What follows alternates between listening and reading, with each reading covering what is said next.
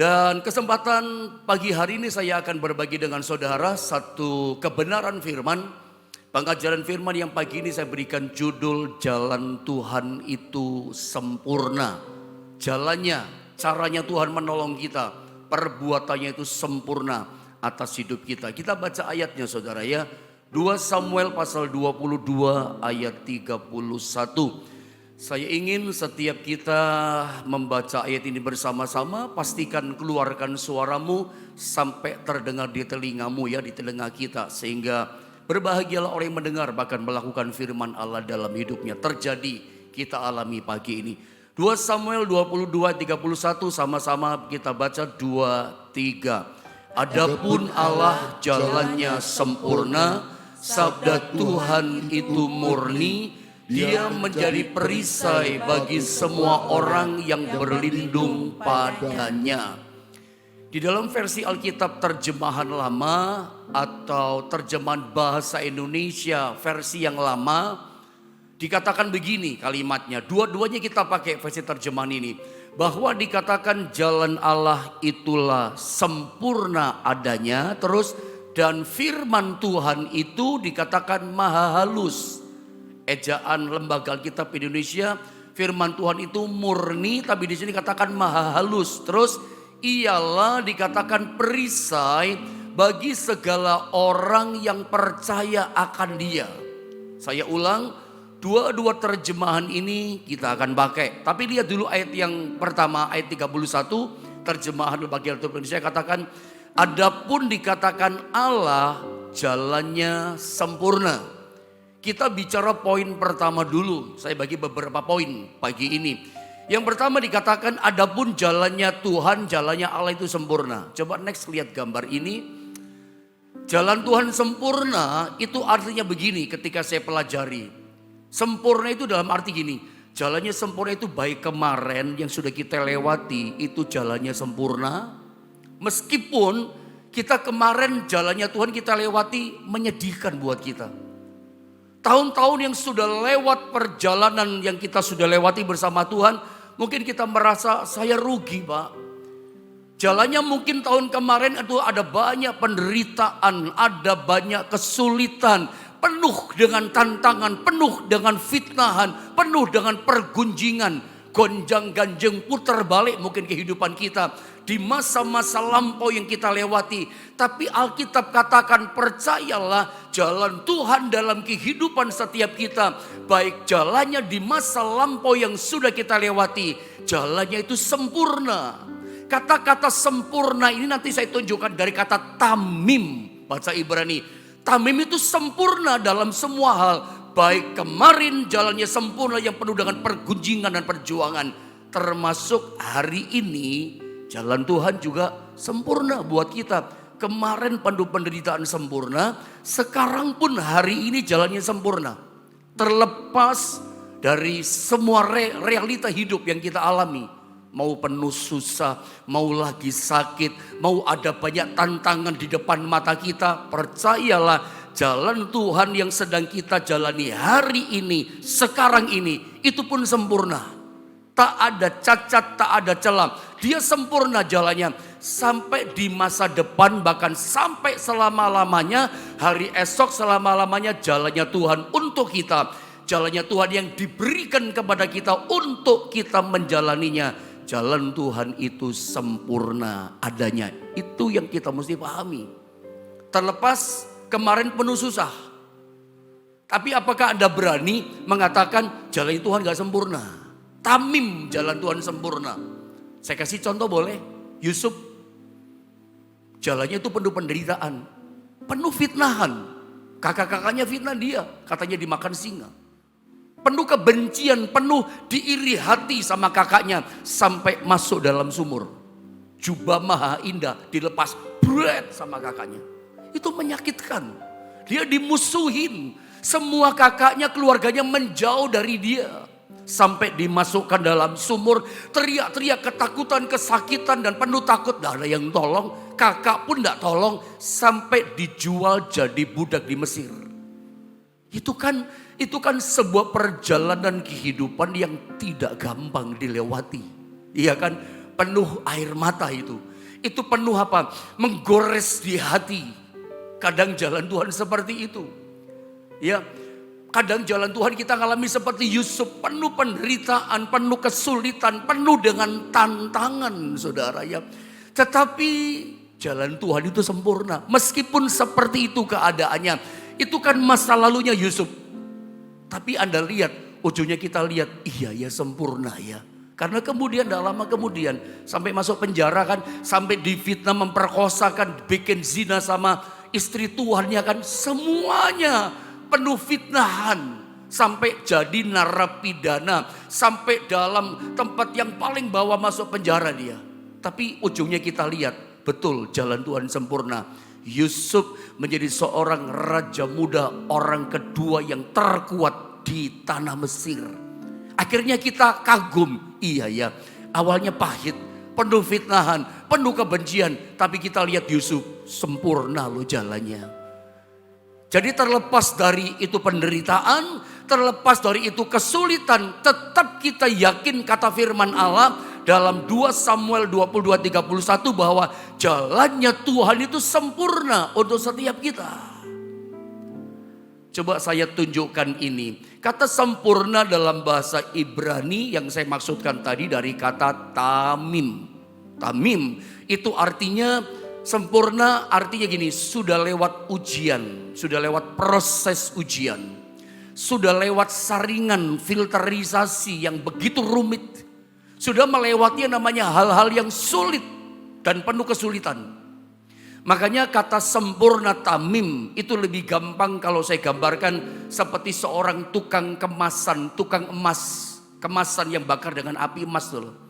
Ketika dia bikin anting-anting, ketika dia mau bikin bandul atau liontin atau bikin cincin, biasanya tukang kemasan ini, tukang emas, dia akan ambil emasnya dulu. Dia bakar emas dengan suhu api tertentu yang panas sampai emas jadi meleleh, sampai emas jadi lembek. Setelah emas lembek sekali, maka tukang kemasan ini akan membentuk emas itu menjadi bentuk yang diinginkan. Kalau antingnya pengen dibentuk hati, dibentuk jadi hati. Pengen dibentuk jadi salib, dibikin bentuk jadi salib, dan sebagainya dan sebagainya. Setelah itu ngapain? Setelah terbentuk jadi hati, jadi salib, jadi macam-macam bentuk, dimasukkan dalam air, jos, didinginkan. Setelah itu apa? Saya pernah lihat, diketok-ketok dengan palu dibentuk dia, supaya lebih bagus. Kemudian apa itu dikikir, supaya lebih halus. Kemudian dipoles. Proses poles itu mendekati proses akhir. Begitu dipoles semuanya bolak-balik sampai keluar cahayanya itu emas. Sampai berkilau itu emas. Selesai prosesnya, berhenti prosesnya, baru ditaruh di meja etalase, baru dipajang di toko. Orang bisa lihat kilauannya, orang bisa lihat indahnya. Tetapi ketika dipasang di meja etalase, setelah memang prosesnya sempurna, prosesnya selesai, kilauannya kelihatan. Sampai gambaran saya begini, ibaratnya begini, sampai wajahnya tukang kemasan itu lihat ada di kilauan emas itu. Sampai Tuhan lihat wajah kita seperti dia, sempurna seperti gambaran anaknya. Sampai kilauannya kelihatan gitu. Seperti itulah namanya sempurna. Jadi jalan Tuhan kemarin yang sudah kita lewati itu sempurna. Udah lewat proses ujian, udah lewat macam proses-proses kesulitan. Sampai sekarang realita apapun kita hadapi itu sempurna loh. Terlepas dari badan kita, tubuhnya mungkin sakit. Sabar dulu, jangan ngomel. Jangan berkata, oh ini bukan jalan Tuhan, belum tentu loh. Kalau saya mau tunjukkan karakteristik jalan Tuhan itu macam-macam loh. Jadi jangan terlalu cepat mengambil kesimpulan, jalan Tuhan kok enggak enak sih. Biar enggak enak, sempurna. Yang saya ceritakan tadi jalan Tuhan tentang Yusuf. Lihat karakternya jalan Yusuf. Anda mesti kenali jalan Tuhan supaya tidak lemah, supaya tidak kehilangan kekuatan, saudara. Supaya tidak ngomel bersungut-sungut, tidak kehilangan ucapan syukur kepada Tuhan. Anda mesti kenali karakteristiknya, jalan-jalannya Tuhan yang sempurna itu. Kadang seperti Yusuf. Yusuf itu jalannya Anda tahu ya. Dari rumah kesayangan bapaknya jadi anak kesayangan papa. Tapi lihat Yusuf itu jalannya bukan tambah naik. Kelihatannya secara logika kalau dipikir dengan pikiran kita telusuri jalan kehidupan Yusuf, itu makin turun, makin turun, makin turun. Betul ya? Dibenci, dilepas jubah maha indah itu, lalu dimasukkan dalam sumur, dijual jadi budak, tambah parah turunnya. Dan dia jalani itu semua sendirian, sunyi, sepi, sendiri, tidak ada yang bisa tolong. Papahnya nggak ada, kakak kokonya semua nggak ada, semua sendirian dan sunyi, nggak ada yang tolong. Sampai difitnah, memperkosa, sampai belum dijeblosin masuk penjara. Makin turun dia, makin dipermalukan, penuh dengan fitnahan, penuh dengan perjuangan. Tetapi ternyata itu jalan Tuhan. Makin turun, turun, turun dan sendirian. Kadang kita merasakan itu. Kadang ekonomi mulai turun, jangan ngomel dulu. Kesehatan kita nggak bisa dipukuli, lagi turun. Kadang-kadang saya juga merasa gini, aduh Tuhan, melayani Tuhan. Saya sebetulnya lagi batuk ini, sudah agak batuk. Walaupun gak parah tapi bikin suara serak. Kemarin ibadah pelayan wanita saya pikir aduh mau serak. Tapi pagi muncul lagi ya suara ini.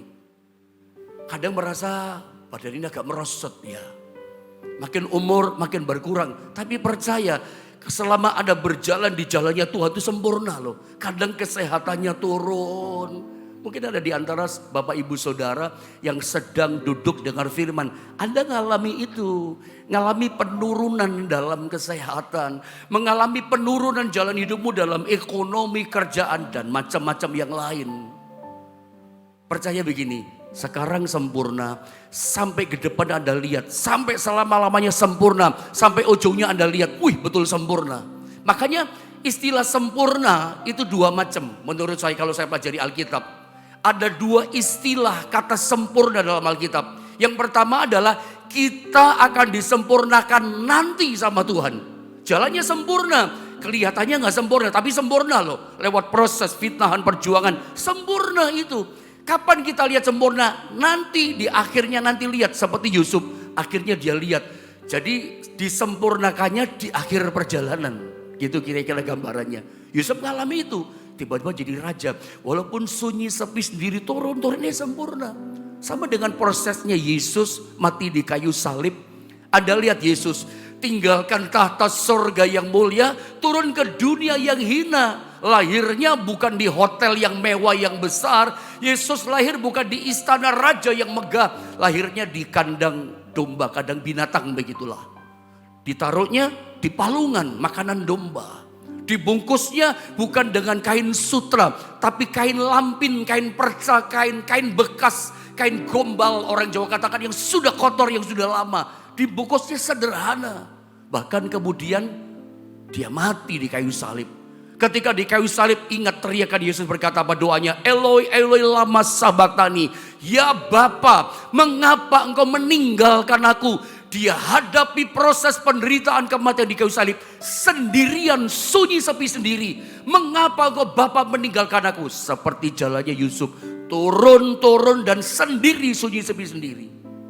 Tapi kemudian kita lihat dia bangkit hari ketiga. Kemudian kita lihat dia naik ke sorga, dikaruniakan nama di atas segala nama. Proses perjalanannya akhir kita lihat, wih sempurna memang jalan Tuhan. Jangan dilihat yang kemarin, jangan dilihat yang sekarang. Mungkin makin merosot, tapi Anda akan lihat ada satu kesempurnaan yang Tuhan buat sama saudara di akhir nanti di depan. Yang kedua, kata sempurna, istilah yang kedua adalah jalannya Tuhan yang sempurna. Nah ini kita mau bicara. Kalau kita bicara sempurna nanti, karena itu memang panggilan kita ya. Sekarang kita lihat kita belum sempurna sih. Menjelaskan yang poin satu tadi lah. Masih banyak cacat celah, masih banyak kekurangan. Mulut kita masih gini, hidup kita kelakuan masih banyak kurang.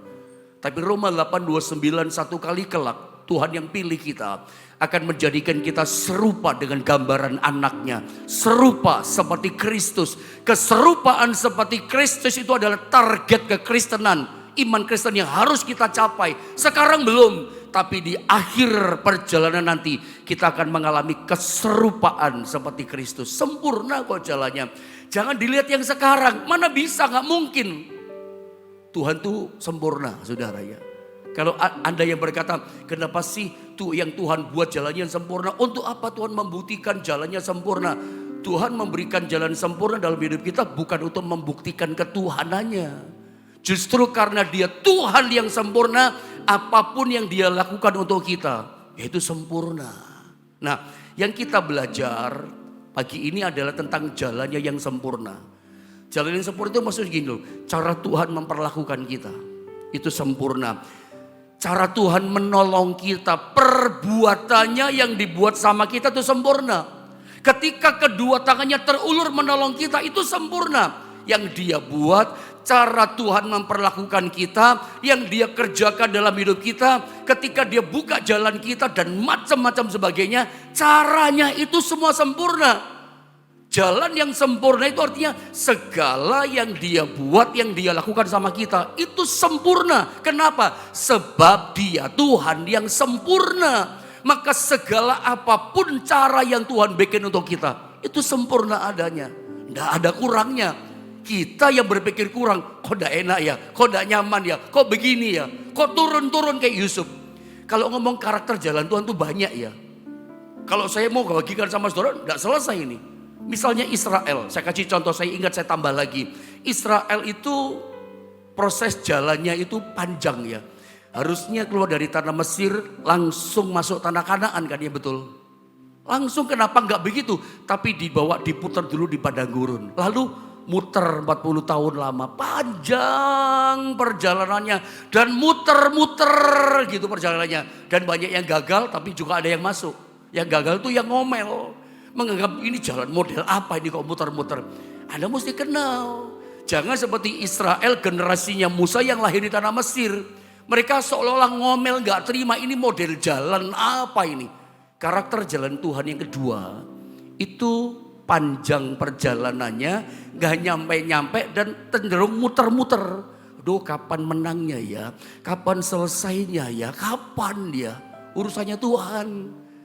Tapi meskipun muter-muter itu sempurna loh. Tuhan sedang menguji hati Israel. Aku pengen tahu hatimu seperti apa. Tujuannya jangan sampai nanti begitu masuk tanah Kanaan, negeri yang limpah dengan susunya, negeri yang limpah dengan air madu yang manis, mereka jadi sombong. Hatinya dipersiapkan.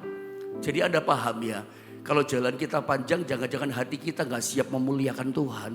Kadang-kadang muter, itu karakter yang kedua. Tapi jangan dikatakan dengan logika kita dibatasi. Ini jalan model apa ya? Kok gak selesai-selesai? Kok gak dijawab-jawab ya doaku? Kok belum sembuh-sembuh ya? Sabar. Karena memang ada kadang-kala cara Tuhan memperlakukan kita yang dia buat sama kita. Jalannya memang sengaja dibuat panjang, agak muter. Orang lain sudah kelar. Orang lain sudah selesai jalannya happy ending. Kita kok belum? Ya sabar. Proses Tuhan jalannya untuk setiap orang berbeda-beda. Ada yang seperti Yusuf turun. Ada kadang seperti bangsa Israel. Itu perjalanannya kalau kita baca di Alkitab. Itu caranya Tuhan. Dibikin muter. Tapi Tuhan punya rencana. Supaya hati kita itu teguh percaya sama Tuhan. Lalu Yesus pernah berkata ada dua macam jalan. Yang satu lebar, yang satu sempit. Nah sempit ini penuh perjuangan. Gak gampang lewati jalan sempit. Kadang penuh tantangan, penuh fitnahan, penuh pergumulan. Ada pergunjingan. Ada banyak kepahitan. Aduh macam-macam jalan sempit. Bisa jadi Anda yang sedang mendengar firman, Anda sedang jalani tipe yang ketiga ini. Sempit pak jalannya, susah banget ini. Bisa jadi. Tapi jangan bilang ini model apa jalannya. Anda akan cenderung kehilangan kekuatan iman dan akan ngomel. Makanya meskipun jalannya sempit kok susah ya dilewati. Penuh pergumulan perjuangan. Tetap percaya jalan Tuhan buat Anda pagi ini itu sempurna. Tetap kuatkan imanmu, tetap percaya sama Tuhan. Saya coba tunjukkan sama saudara. Jalan Tuhan sempurna itu seperti ini. Contohnya misalnya waktu Yesus lahir, Alkitab katakan itu dalam dunia ini Israel dijajah. Bahkan hampir seluruh dunia dijajah oleh bangsa Roma. Dulu pun saya pernah berpikir kenapa ya Yesus lahir di Bethlehem masa itu. Sampai Yesus pelayanan, sampai dia naik ke sorga. Itu bangsa Israel, bangsa Yahudi, kebangsaannya Yesus yang lahir saat itu dijajah sama Roma. Apa sebabnya? Kemudian saya mengerti begini. Itu sempurna jalan Tuhan. Sehingga para murid-murid Yesus, para rasul Itu penginjilan memberitakan firman Allah itu bisa cepat mencapai seluruh dunia. Gak pakai ngurus visa gitu ya. Gak pakai ngurus visa. Bisa ke Spanyol Paulus, bisa ke Eropa tanpa visa. Bisa kemana-mana dia pergi dengan begitu mudah. Gak pakai visa, kenapa? Roma menjajah hampir seluruh dunia. Bahkan peristiwa kelahiran Yesus kita tahu yang berkuasa Kaisar Agustus, Kaisar Roma saat itu. Ketika Maria mengandung tua, saat melahirkan, tiba-tiba Kaisar memerintahkan sensus penduduk cacat jiwa. Orang mesti kembali ke kampung halamannya. Yang dari Jombang mesti balik Jombang, dari Bandung balik Bandung, dari Madiun balik Madiun, dan seterusnya. Karena Yusuf Maria adalah orang yang kampung halamannya asalnya Bethlehem, harus balik kembali ke Bethlehem. Dan luar biasa, memang gak nyaman jalan Tuhan. Seperti ditarik dari kenyamanan, seperti ditarik dari comfort zone. Itu penuh perjuangan loh. Mengandung hamil besar 9 bulan sekian hari. Meskipun jalan kaki ya berat loh bawa perut. Kalau tau naik keledai goncang-goncang, turun naik ngarai dan lembah.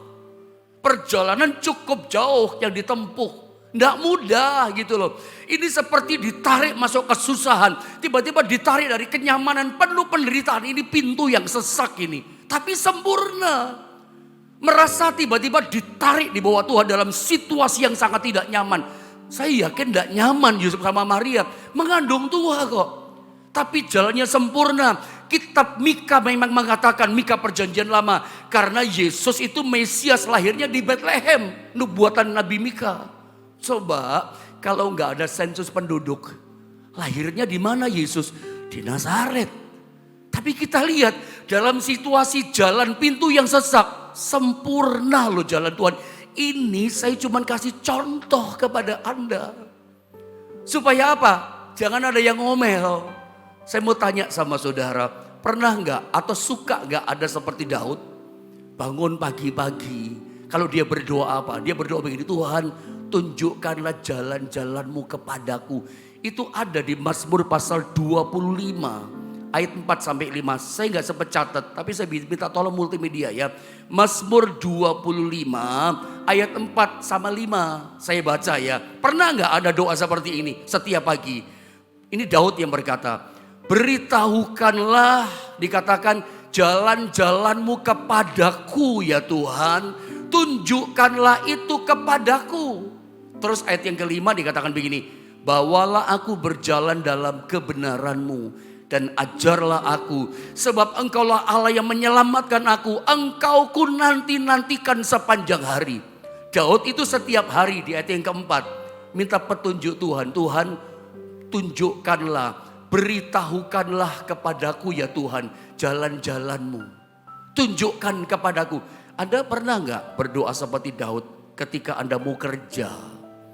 Ketika kita mau melayani Tuhan. Ketika kita mau beraktivitas sepanjang hari. Nah kebanyakan kita berkata, saya udah tahu kok, sudah apal kerjaan ini. Saya jalan hidup saya udah tahu. Saya mau bicara tentang God ways, jalan Tuhan. Bukan IBM ways, bukan jalan kita loh. Jalan Tuhan itu sempurna. Masih ingat gak satu ayat Mazmur 55 ayat berapa itu ya? Ayat 8 dan 9 ya. Mazmur 55 8 9. Tuhan berkata begini, jalanmu, nah ini terima kasih. Yesaya, maksud saya Yesaya pasal 55 ayat 8 dan 9. Yesaya berkata begini, jalan rancanganmu bukanlah rancanganku, jalanmu bukanlah jalanku.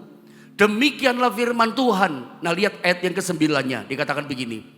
Seperti tingginya langit dari bumi, demikianlah tingginya jalanku dari jalanmu dan rancanganku dari rancanganmu.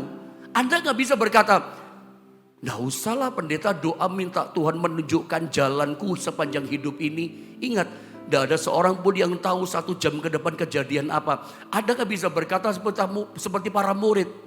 Mereka ambil alih kepemimpinan Yesus dalam perahu itu, masih ingat take over mereka. Kenapa mereka take over? Mereka merasa udah tahu jalan di Danau Galilea. Udah apal model anginnya, gelombangnya. Mungkin Anda berpengalaman dalam bidang pekerjaan saudara puluhan tahun. Tapi ingat, zaman sekarang itu Anda gak bisa hanya mengandalkan skill urusan kerja. Koneksi, andalkan pengalaman kerjamu yang hebat puluhan tahun. Tetap saya mau katakan, andalkan Tuhan. Minta Tuhan tunjukkan jalan. Anda kerja itu banyak faktor X, tiba-tiba dek buntu. Tapi ingat ya, jalan Tuhan itu sempurna. Kadang waktu kita kerja bisnis perjalanan hidup kita, itu sengaja Tuhan buntu jalan di depan. Saya tiba-tiba muncul ini kata, Tuhan taruh di hati saya. Mungkin ada di antara saudara sedang mengalami ini ya. Kadang waktu itu kita jalan udah enjoy, kita happy. Tiba-tiba Tuhan buntu di depan jalan kita. Tertutup, tiba-tiba gak ada jalan. Tuhan sengaja kadang bikin jalan seperti itu. Tapi itu sempurna loh. Ditutup pun kalau itu adalah God ways jalannya Tuhan. Itu yang the best. Itu yang terbaik. Dan itu adalah sempurna. Kalau Tuhan tutup jalan kita berarti Tuhan mau buka sama saudara jalan yang baru untuk Anda. Makanya ada lagu pujian yang benar seperti Alkitab zamannya Nabi Musa berkata, jalanmu tak terselami oleh setiap hati kami. Namun satu hal ku percaya, ada rencana yang indah. Sudah lihat, jalan Tuhan itu tak terselami loh. Kadang sengaja ditutup. Tapi Anda lihat, asal Anda percaya, rencana Tuhan itu akan indah buat saudara. Kalau ditutup sama Tuhan itu sempurna. Berarti Tuhan mau bikin jalan yang baru, yang lebih indah, lebih sempurna. Asal tetap kita percaya. Udah gampang loh percaya. Kalau Anda bilang sama saya, percaya mah gampang pendeta. Kayaknya Anda belum percaya sungguh-sungguh deh. Kalau perjuangan percaya itu udah gampang. Kalau saya boleh tanya sama saudara, menurut Anda kalau tiba-tiba ngomong begini, percaya sama iman tuh beda gak sih? Sama gak percaya sama iman? Saya mau coba tunjukkan ya.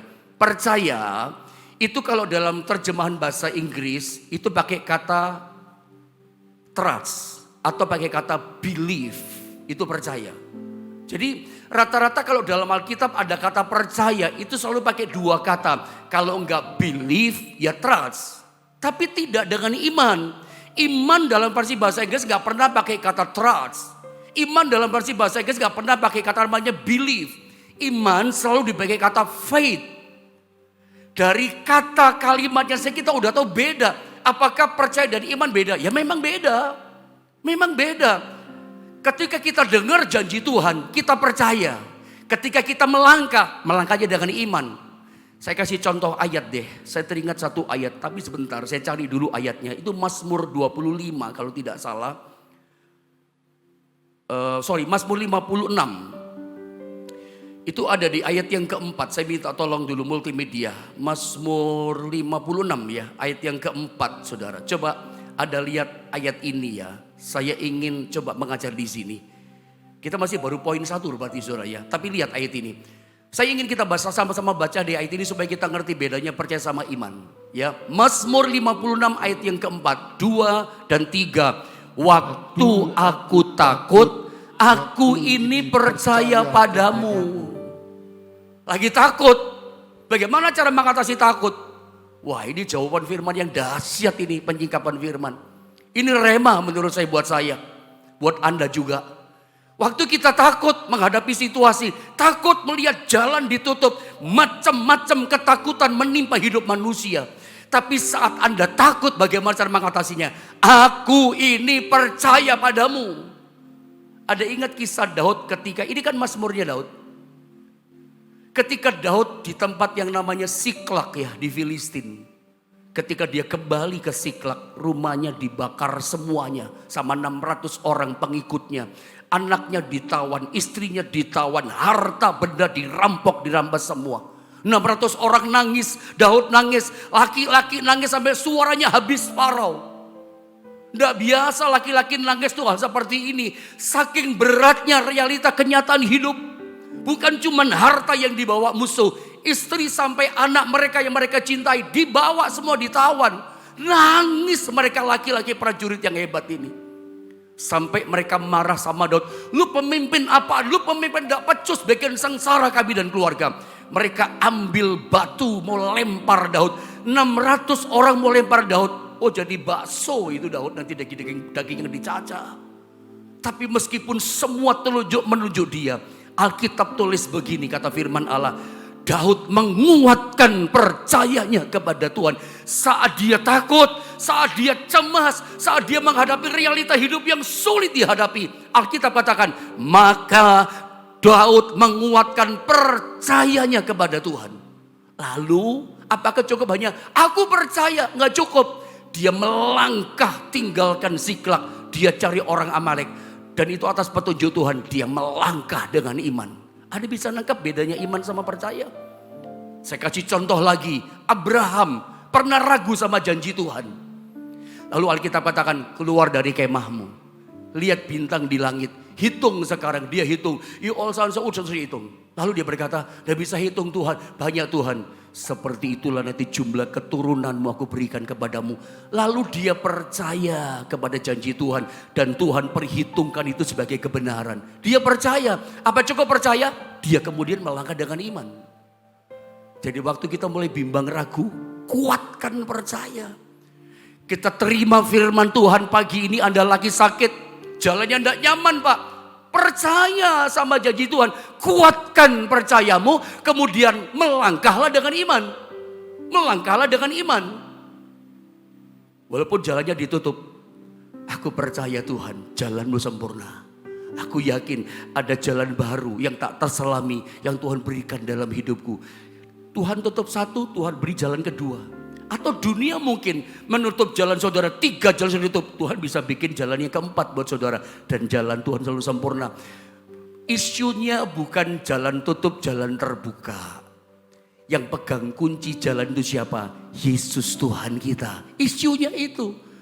Isunya penting begini. Dia yang kasih jalan sama kita, jalannya sempurna. Makanya jangan coba-coba Anda merasa, oh saya pengalaman kok. Jalan kita terbatas. Dibandingkan seperti tingginya langit dari bumi, jalan kita sama jalan Tuhan. Jalannya Tuhan tuh kayak langit, semayim, artinya tak terbatas. Jalan kita manusia seperti eretz, seperti bumi kata bahasa Ibrani. Bumi itu terbatas, manusia itu terbatas, jalan kita terbatas. Makanya kita manusia terbatas ditaruh di bumi yang terbatas, eretz. Makanya kalau Anda mau berjalan dalam jalan yang ajaib, jalan Tuhan, jalan sempurna. Ikuti jalannya Tuhan. Hari ini saya tidak tahu jalan seperti apa yang sedang Anda tempuh. Tapi saya percaya kalau Anda ikuti jalan Tuhan dengan tidak ada omelan, kuatkan percaya, melangkah dengan iman. Ujungnya Anda akan melihat, Anda mungkin nangis lihat, aku lihat jalanmu sempurna Tuhan. Jalanmu dahsyat Tuhan, ajaib. Aku sudah sembuh. Bisnisku diberkati. Keluargaku dipulihkan. Sekarang mungkin masih gonjang ganjing. Tapi tetap percaya. Janji Tuhan datang. Aku percaya Tuhan. Jalanmu sempurna. Meskipun hari ini belum beres. Atau engkau mendengar firman masih buntu jalanmu. Tuhan bisa buka jalan yang baru loh. Selalu Tuhan punya cara. Gak usah khawatir. Makanya memang gini saudara ya. Menjalani jalan Tuhan tidak gampang. Satu lagi saya teringat.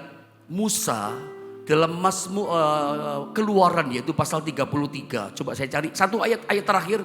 Saya tidak sempat catat tapi ayat ini salah satu ayat yang saya sering ajarkan sama saudara kalau Anda ingat. Keluaran 33, coba lihat ayat 13. 13 saja deh, cukup ayat ini ya, lalu selesai. Keluaran 33 ayat 13, saya baca untuk kita setiap kita. Maka sekarang, kata Nabi Musa, jika aku kiranya mendapat kasih karunia di hadapanmu, beritahukanlah kiranya jalanmu kepadaku.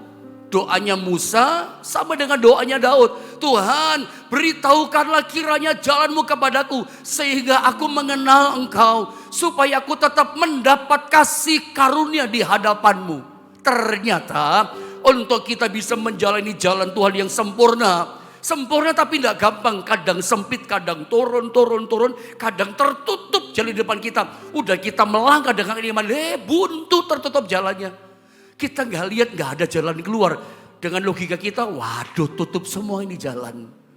Ternyata untuk menjalani jalan yang tertutup, jalan yang sempurna ini, jalan yang turun, jalan yang panjang muter-muter, nggak kelar-kelar, nggak selesai-selesai. Ini butuh kasih karunia. Apa pendeta kasih karunia? Kasih karunia itu adalah kemampuan ilahi dari Tuhan yang memampukan kita untuk apa? Berjalan di jalan Tuhan. kita butuh kasih karunia berjalan di jalan yang sempurna itu. Kalau Anda udah menemukan jalan sempurna, jalannya tidak gampang, butuh kasih karunia Tuhan. Jadi kasih karunia Tuhan itu bicara kemampuan yang memampukan setiap kita untuk jalan itu. Saya berdoa, kasih karunia Tuhan bukan saja melayakkan kita yang tidak layak. Bukan cuma itu, tapi ini kemampuan yang memampukan kita untuk jalan di menerobos itu jalan. Saya percaya kasih karunia Tuhan ada untuk setiap kita. Dan Anda bisa melewati jalan yang sempurna. Dan ujungnya Anda akan berlinangan air mata kagum. Terima kasih buat jalan yang sempurna. Aku dipulihkan, aku disembuhkan, aku udah terima pertolongan. Seperti Yusuf di akhir perjalanannya, dia lihat jalan Tuhan yang penuh keajaiban. Awalnya pahit, tapi dia mengalami kemanisan yang luar biasa. Jalanmu tak terselami.